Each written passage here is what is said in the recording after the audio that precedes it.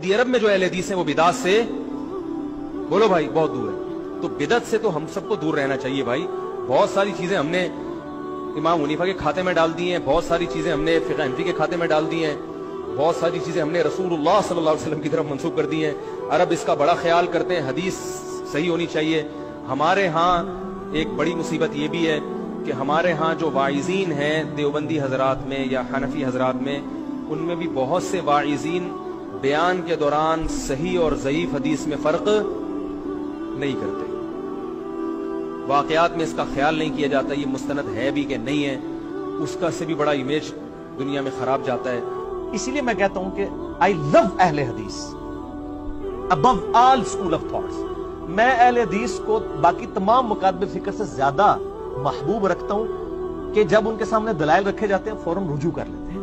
ये यानी अहले हदीस के ऊपर भी झूठा इल्जाम लगाया लोगों ने कि वो अपनी तरह मानते हैं। नहीं सर, अहले हदीस जिस तरह नबी इस्लाम को मानते हैं ना, उस तरह और कोई नहीं मानता। क्योंकि आप लोगों ने तो लोगों के बनाए हुए इमाम बनाए हुए हैं। अहले हदीस ने उसको इमाम माना हुआ है जो जिसको अल्लाह ने इमाम बनाया। मा दल्ला साहिबुकुम वमा गवा। अहले हदीस की आपके बुजुर्गों से कोई दुश्मनी नहीं है।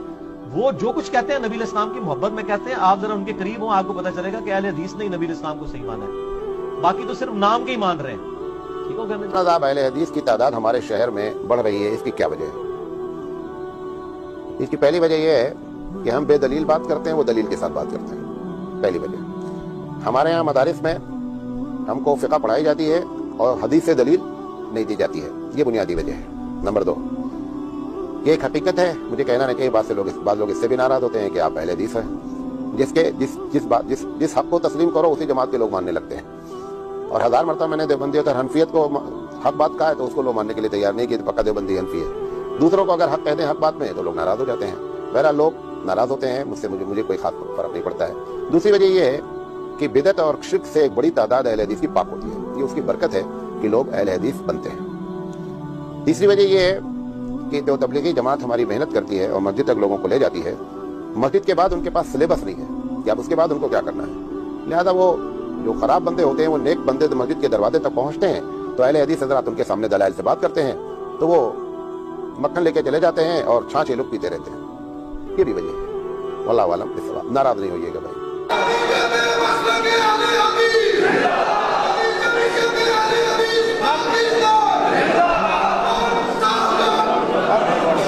سلامي على أهل الحديث فإنني نشأت على حب الأحاديث من مهدي هم نشروا في الكون سنة أحمد بلا صدر منهم فيها ولا ود.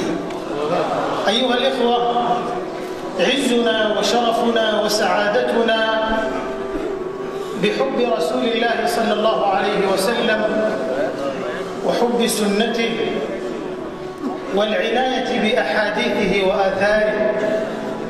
يقول الإمام أحمد رحمه الله عن الفرقة الناجية: إن لم يكونوا أهل الحديث فلا أدري من.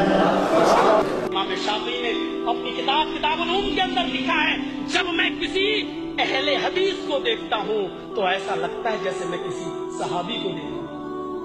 किताबुल उम्म के अंदर इमाम शाफी ने लिखा है, ये चिल्ला रहे हैं बेचारे अहले हदीस तो अंग्रेजों की एजेंट हैं, ये अंग्रेजों के दौर की पैदावार है। इमाम शाफी ने लिखा है किताबुल उम्म के अंदर, जब मैं किसी अहले हदीस को देखता हूँ पता चला कि अहले हदीस इमाम शाफी के दौर में भी थे।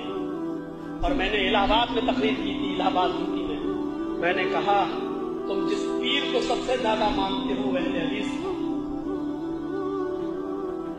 अब्दुल कादिर जिलानी, पढ़िए बुनियतुत तालिबीन, सीने पर नियत बांधते थे।